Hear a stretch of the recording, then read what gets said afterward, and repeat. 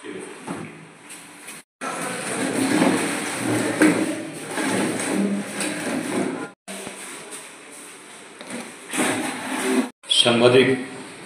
বন্ধুগণ, আজকে আমরা এখানে খুব তাৎক্ষণিকভাবেই আপনাদেরকে আহ্বান জানিয়েছি। আপনারা সাড়া দিয়েছেন, তার জন্য আমাদের পার্টির তরফ থেকে এবং আমার ব্যক্তিগত তরফ থেকেও সবাইকে শুভেচ্ছা জানাচ্ছি। তো আপনাদেরকে ডেকেছি এই কারণে যে সাম্প্রতিককালে সারা দেশের সাথে এই ত্রিপুরাজ্যের মানুষও জম্মু কাশ্মীরে পহেলগাঁওয়ে যে নৃশংস হত্যাকাণ্ড ঘটে গেছে সন্ত্রাসবাদীর দ্বারা, সারা দেশের সাথে ত্রিপুরাজ্য এবং তার সমস্ত অংশের মানুষ আমরা ব্যথিত। তো এতে এদেশের সমস্ত নাগরিকের তরফ থেকে এই ঘটনায় শুধু ব্যথিত হওয়া না, নানাভাবে যে কিভাবে এরকম একটা আঘাত আমাদের দেশের নিরীহ নাগরিকদের উপর হয়ে গেল এবং যে শক্তির দ্বারা সন্ত্রাসবাদ, যারা আমাদের দেশের অখণ্ডতা চায় না, আমাদের দেশের 140 কোটি মানুষের প্রগতি চায় না, আমাদের দেশকে ভাগ করতে চায়, এই শক্তি, তাদের বিরুদ্ধে এই সুখের মধ্যেও যাতে আমরা ঐক্যবদ্ধভাবে একে মোকাবেলা করতে পারি, আমাদের দল মত এবং আরও নানাভাবে গণতান্ত্রিক দেশে এতে বৈচিত্র্য থাকবে, পরস্পর আদর্শগত, কর্মসূচিগত, নীতিগত বিরোধিতা থাকবে, কিন্তু এযাবৎ স্বাধীনতা সংগ্রাম থেকে শুরু করে পরবর্তী সময়েতে জাতির এরকম একটা সময়েতে সবাই ঐক্যবদ্ধ থাকার কথা এবং ঐক্যবদ্ধ আমরা ছিলাম এবং আগামী দিনেও আমরা থাকবো, এটা আশা করি। কিন্তু তার মধ্যেই যে আমাদের রাজ্যের কিছু কিছু এলাকাতে, দেশেরও কিছু কিছু প্রান্তে এমন কতগুলো ঘটনা ঘটে যাচ্ছে যা অত্যন্ত দুর্ভাগ্যজনক, অমার্জনীয়, অযাচিত এবং অবাঞ্ছিত। এখানে গত 25 তারিখে, সেদিন সারা রাজ্যে আমাদের আরেকটা কর্মসূচিও ছিল। সে কর্মসূচি হলো পার্টির ডাকে যে ত্রিপুরাজ্যে এবার যে সংক্রান্তিকাল, সংক্রান্তি মানে একটা শুখা মরশুম, কৃষকদের খেতে সেরকম কোনো ফসল থাকে না এই সময়তে এবং অন্যান্য কাজকর্ম থাকে না, তো গরিব মানুষের হাতে টাকা পয়সা থাকে না। কিন্তু ওই সময়েতেই হিন্দু, মুসলমান, ট্রাইবেল, নন ট্রাইবেল, তাদের অনেক ধর্মীয়, সামাজিক এরকম পার্বণ থাকে, তিথি থাকে। এতে সংসারের এবং সমাজের অনেক খরচাপাতি করতে হয়, কিন্তু রোজগার তখন কম। অতীতে যখন ত্রিপুরাতে বামপন্থী ফ্রন্ট সরকার ছিল, ওই সময়তে পর্যাপ্ত পরিমাণে ব্লক এবং বিভিন্ন আরও department, agriculture, horticulture, ADC, forest, fishery কাজ থাকত এবং নগদে তাদের এই মজুরি দেওয়া হতো। কাজে প্রাকৃতিকভাবে শুখা এবং মাঠে ফসল না থাকলেও কি গ্রামের কি শহরের মানুষের যে অর্থনৈতিক ওই সময়তে একটা টানাপোড়েন, এটা উপলব্ধি হতো না। শুধু এটা কৃষক, খেতমজুর, দিনমজুর এবং শহরে গরিব মানুষ না, এতে অসংখ্য এই রাজ্যের মধ্যে ছোট দোকানি, ব্যবসায়ী, টাকা যখন জনগণের হাতে যায়, দোকানের মানুষ খরচ করে, এইভাবেই একটা সন্তুলন, অর্থনৈতিক, সামাজিক, হিন্দু মুসলমান উৎসবে মেতে থাকতেন। কিন্তু এবার আপনারা দেখেছেন যে নতুন অর্থবর্ষ চলে এসছে এপ্রিলে, বিগত অর্থ বছরের 5-6 মাস ধরে রেগার কাজ হয়েছে, তাও যত সামান্য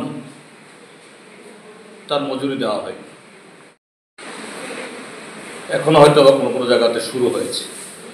আমাদের দাবি ছিল যে 200 দিন কাজ দিতে হবে, আর 340 টাকা মজুরি, যা 18 বিধানসভা নির্বাচনের আগে বর্তমান শাসক দলের যে বড় গোষ্ঠী মানে বিজেপি তারা প্রতিশ্রুতি দিয়েছিল।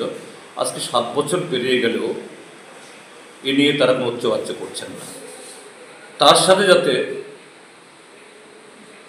ন্যায্য মূল্যের দোকান থেকে পর্যাপ্ত পরিমাণে সেখানে ফুড সিকিউরিটি অ্যাক্ট আমাদের দেশের সরকার 2013 সালে মোদী সরকার আসার আগে যে আইন তৈরি করেছে, সে মোতাবেক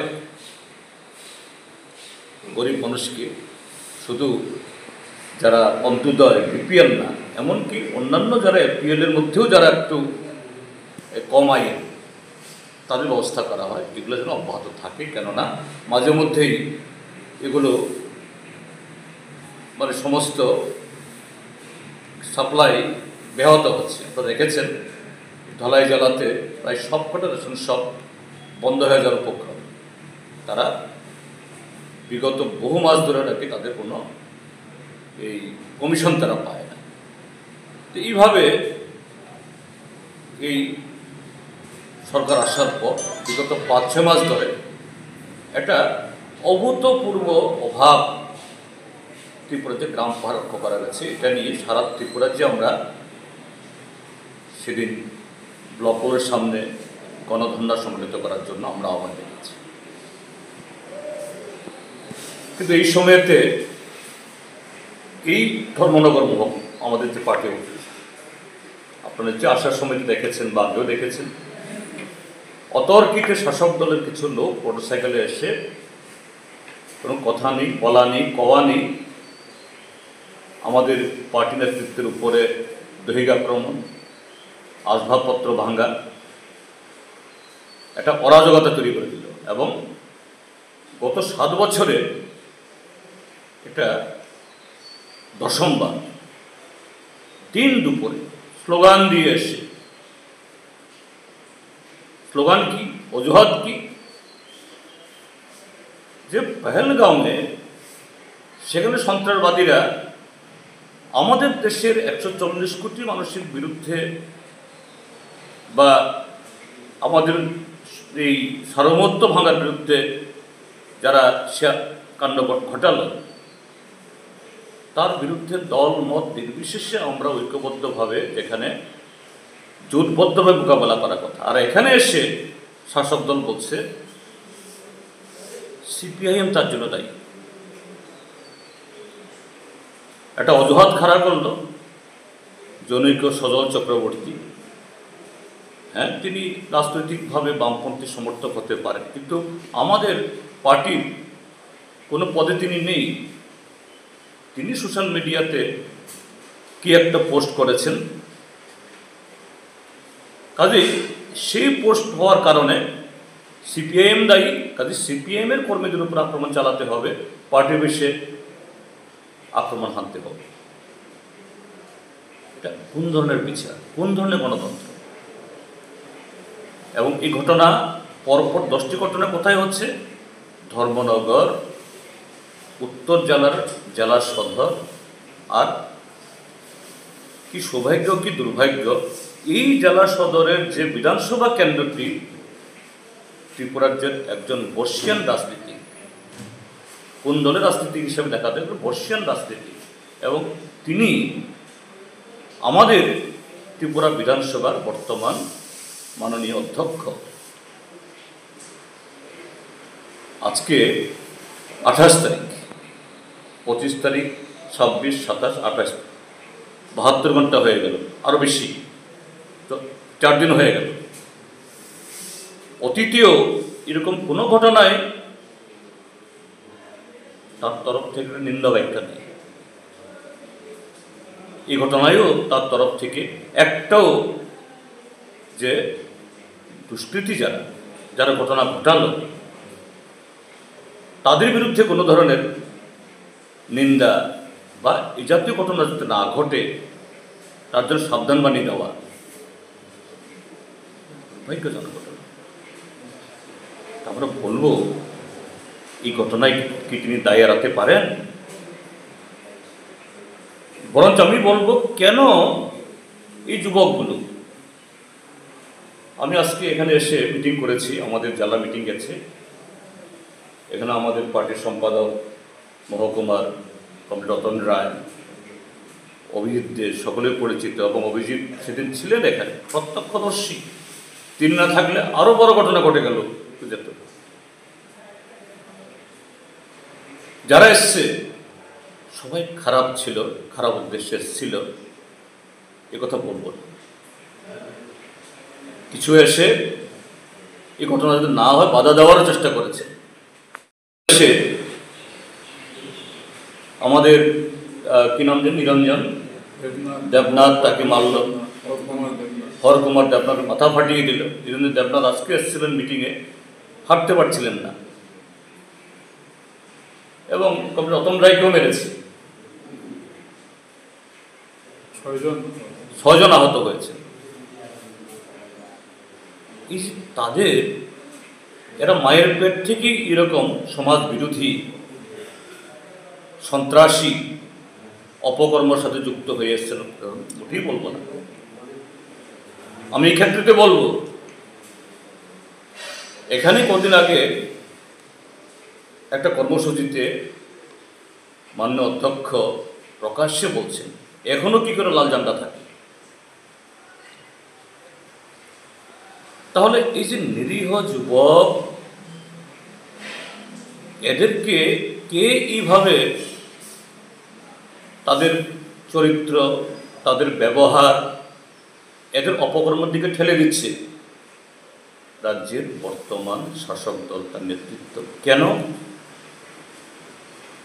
এই সরকার 2018-তে আসার আগে লিখিতভাবে মিশন ডকুমেন্ট জারি করে এই ত্রিপুরাজ্যকে উন্নয়নের একেবারে হিমালয় শীর্ষে নিয়ে যাওয়ার জন্য 299টা প্রতিশ্রুতি দিয়েছিল। 7 লক্ষ চাকরি হবে, কৃষকদের আয় দ্বিগুণ হবে, কর্মচারীদের আয় 2.5 গুণ হবে, জেলায় জেলায় শিল্প হবে। 7 বছর গেল, তাদের সেই প্রতিশ্রুতিগুলো তার ধারে কাছে 299টার মধ্যে একটা প্রতিশ্রুতি তার রূপায়ণের কোনো চিহ্ন আছে, হদিশ আছে, বা এগুলো তারা উচ্চারণ করছেন না। হ্যাঁ, কি দেখাচ্ছেন? এখন ত্রিপুরার যে কাঞ্চনজঙ্ঘা এক্সপ্রেস আসছে, ত্রিপুরার যে বিকল্প জাতীয় সড়ক কাজ হচ্ছে, হ্যাঁ হচ্ছে, এতে তাদের কৃতিত্ব কোথায়? এই বিজেপি, ত্রিপুরামথা, IPFT, এই ট্রিপল ইঞ্জিন সরকারের তাদের কৃতিত্ব কোথায়? বামপন্থী ফ্রন্ট সরকার থাকার সময়তে একদিকে সরকারের তদবির, আরেকদিকে ত্রিপুরাজ্যের জনগণ লাল ঝান্ডার নেতৃত্বে তৎকালীন সরকারগুলো, কেন্দ্রীয় সরকারে কখনো কংগ্রেস ছিল, শেষের দিকে বিজেপি এসছে, তখনই যদি এগুলো লড়াইয়ের মাধ্যমে যদি মঞ্জুর না হতো, জাতীয় সড়ক কখনো হতো না। আমাদের দেশের সরকার যদি এইভাবেই সব রাজ্যে করে ফেলত, পাশের রাজ্য মিজোরামও তো ত্রিপুরা রাজ্যের চেয়ে আরও বড় রাজ্য। কত কিলোমিটার জাতীয় সড়ক হয়েছে, কত কিলোমিটার রেলপথ সম্প্রসারিত হয়েছে, মণিপুরে কি হয়েছে, অরুণাচলে কি হয়েছে, নাগাল্যান্ডে কি হয়েছে, সেখানে তো হয়নি, সেখানে তো তাদেরই সরকার ছিল, আছে এখন। ওগুলো দেখিয়ে এটা তাদের কৃতিত্ব দাবি করছে। কিন্তু ত্রিপুরাজ্যের মানুষ যে সমস্ত সরলমতি এবং সাধারণ মানুষ বিজেপিকে ভোট দিয়েছেন, তাদের উপর বিশ্বাস করে আজকে সে বিশ্বাস হারাচ্ছেন। এবং শুধু প্রতিশ্রুতি পালিত না হওয়ার কারণে না, গত 7 বছরে এই রাজ্যের বিকাশ হয়নি, কিন্তু মুষ্টিমেয় কিছু লোক ধর্মনগরে, পানিসাগরে, কৈলাসহরে, কমলপুরে, প্রত্যেক পঞ্চায়েতে মুষ্টিমেয় কিছু লোক, এরা আঙ্গুল ফুলে কলা গাছ না, আজকে হিমালয়, লাখ লাখ টাকার গাড়ির মালিক, বাড়ির মালিক। এবং তাদের সাথে আজকে তাদেরকে বিশ্বাস করে সরল প্রাণ মানুষ যারা এই বিজেপি পেছনে হেঁটেছেন, আজকে তাদের মোহ দ্রুত ভাঙছে। কাজে এগুলো থেকে তাদের দৃষ্টি অন্যদিকে দাবিত করতে হবে। সন্ত্রাসের বাতাবরণ তৈরি করে এ রাজ্যের মানুষ যে মুখ খুলছে, প্রতিবাদ করছে, রাস্তায় নামছে, জলের জন্য, মজুরির জন্য, চাকুরির জন্য। আমাদের ডিওয়াইএফআই, টিওয়াইএফ তারা আজকেও বৃষ্টি ভিজে কৈলাসহরে জমায়েত করেছেন, হিসাব করে দেখিয়েছেন। আমাদের এমএলএরা তথ্য বের করেছেন বিধানসভা থেকে, 51,000-এর বেশি পদ শূন্য পড়ে আছে। আমরা বিরোধীরা চাইছি না, ত্রিপুরাজ্যের জনগণ শাসক দলের কাছ থেকে সেই জবাব চাইছেন, তাদেরকে জবাবদিহি করতে চাইছে। কাজেই কাশ্মীরের ইস্যুতে যেখানে আমাদের ঐক্যবদ্ধ থাকা দরকার, সংযত থাকা দরকার, সেই জায়গাতে অজুহাত খাড়া করে পার্টি অফিস আগুন লাগাও, ভাঙচুর করো, আর সংখ্যালঘু সম্প্রদায়ের উপরে সমস্ত দায় চাপিয়ে দাও। কাশ্মীরে যে 28 জন লোক খুন হলো, 27 জন নিরীহ পর্যটক, হ্যাঁ, খুবই দুঃখজনক, মর্মান্তিক। কিন্তু 27 জনের সাথে যে আরেকজন 28 নম্বর ব্যক্তি, কি নাম যেটা, আদিল শেখ, তিনি যদি নির্লিপ্ত থাকতেন, তিনি যদি বসেও থাকতেন পালিয়ে না গিয়ে, তার উপর তো আঘাত আসতো না। তিনিও তাদের সাথে পারবেন না জেনেও এই নিরীহ লোকদের রক্ষা করার জন্য তিনি ঝাঁপিয়ে পড়েছেন, তাকে খুন করেছে। সে ঘটনার পর সেনাবাহিনীর যে অভিযান হয়েছে, কোনো ধর্মীয় অংশের প্রতিনিধি হিসাবে নিশ্চয়ই না, সেনাবাহিনীর সদস্য হিসাবে সামনে দাঁড়িয়ে লড়াই করে তিনি প্রাণ দিয়েছেন, জন্টু আলী শেখ।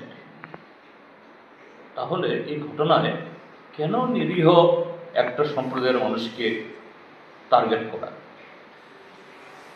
এটা চরম দুর্বলতা শাসক দলের। কাজেই আপনাদের মাধ্যমে এই কথাগুলো এখানে বলার জন্য এসেছি যে শাসক দলকে খুব বিনয়ের সাথে, শ্রদ্ধার সাথে, এবং বিশেষ করে মাননীয় অধ্যক্ষ মহোদয়, যার বিধানসভা কেন্দ্র এটি, তিনি বহু বছর বহুবার এখানে জিতে আসছেন, আপনি সংযত করুন, এই যুবকদেরকে আর এরকম পাপের দিকে ঠেলে দেবেন না, এবং আপনি নিজেও সংযত হন। এই রাজ্যের মানুষ, শুধু সিপিএম না, আমি একা সিপিএমের কথা বলছি না, যারা এই রাজ্যকে ভালোবাসেন, এই রাজ্যের মানুষের হিন্দু, মুসলমান, পাহাড়ি, বাঙালি সব অংশের মধ্যে ঐক্য চান, আপনাদের এই ধরনের যে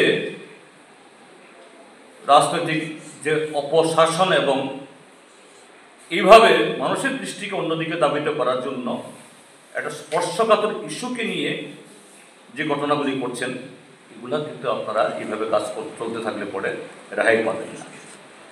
আমাদের স্বনির্বদ্ধ অনুরোধ বিনীতভাবে করতে চাইছি। এটা হুঁশিয়ারিও না, এটা দেখিয়ে দেব, এটা হুমকিও নয়, এটা অনুরোধ। না হলে কিন্তু ইতিহাস অন্যরকম হয়। আরেকটা কথা বলব, প্রশাসন। আমরা কি দেখছি, এই পুলওয়ামা ঘটনার পরও এবং পহেলগামের ঘটনার পর সোশ্যাল মিডিয়া খুললে পরে দেখা যায় শাসক দলের পতাকা, শাসক দলের নেতার ছবি, তাদের স্লোগান, তাদের প্রোফাইল পিকচারে সামাজিক মাধ্যমে দেখলে বোঝা যায় তারা কোন ব্যাকগ্রাউন্ড থেকে, কোন পরিমণ্ডলের সাথে আছে। এরা সরাসরি কোনো একটা সম্প্রদায়ের বিরুদ্ধে বা কোনো দলের বিরুদ্ধে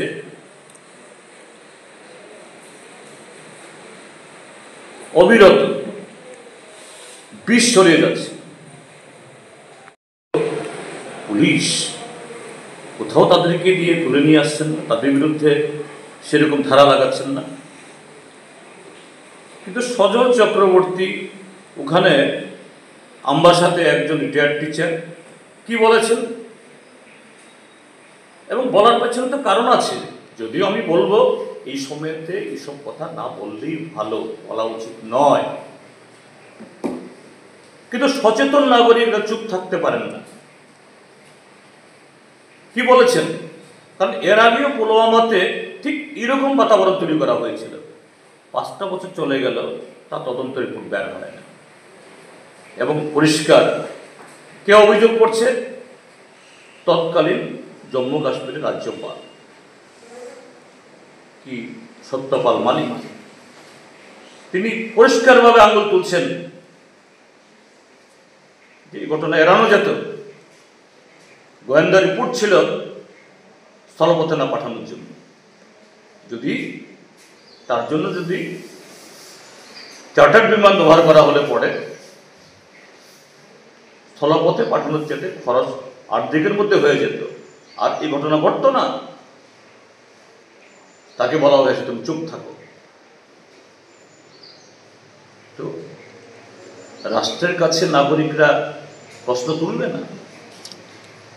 আবারও বলছি, নাগরিকের প্রশ্ন তোলার অধিকার থাকলেও এই মুহূর্তে তোলা উচিত না, আমি বারবার বলছি। কিন্তু তুলেছেন বলেই তাকে জেলে ঢুকিয়ে দেবেন, তাকে হেনস্থা করা হবে। পুলিশ যদি এতই কড়া মনোভাব দেখায়, তাহলে ছুরি দেখিয়ে ফেসবুক লাইভ করে শাসক দলের সমর্থকরা যখন করে, তাকে কেন করা হচ্ছে না? তাদের একজন শিক্ষক সাবরুমে পরিষ্কার বলছে একটা সম্প্রদায়কে সব দেশ থেকে তাড়িয়ে দিতে হবে, আর কয়েকটা রাজনৈতিক দল তাদের দেখলে আক্রমণ করতে হবে। আর প্রকাশ্যে ধর্মনগরেও সেই 25 তারিখ বিকালবেলা এখানে মিছিল হয়েছে। কি মিছিল? সেকুলার হিন্দু নিপাত, সেকুলার হিন্দুদের বিরুদ্ধে বিষোদ্গার। আরে ভারতীয় জনতা পার্টির সবচেয়ে উঁচু দরের নেতা, স্টলওয়ার্ড, ভারতীয় জনতা পার্টির বাইরেও অনেকে তাকে শ্রদ্ধা করেন, আমি ব্যক্তিগতভাবে করি। তিনি প্রয়াত আমাদের দেশের প্রধানমন্ত্রী, ভারতরত্ন অটল বিহারী বাজপেয়ী। তিনি তো পার্লামেন্টে বলেছেন, हिंदुस्तान में सेकुलर बात रहेगा और ये धर्मनिरपेक्षता रहने से हिंदुस्तान का ताकत बरकरार रहेगा। এবং বর্তমান প্রধানমন্ত্রী, তার সাথে আমাদের আদর্শগত বিরোধিতা থাকলেও, কিন্তু সেদিনও তিনি আরব থেকে ফিরে এসে তাতে প্রথম বয়ানে বলেছেন, না, সেকুলারিজম থাকবে, এটা আমাদের তাকত। সেকুলারিজম আমাদের সংবিধানের অংশ। সেকুলারিজম সব এবং যুক্তরাষ্ট্রের কাঠামোর বিরুদ্ধে কথা বলা মানে তো রাষ্ট্রদ্রোহিতা।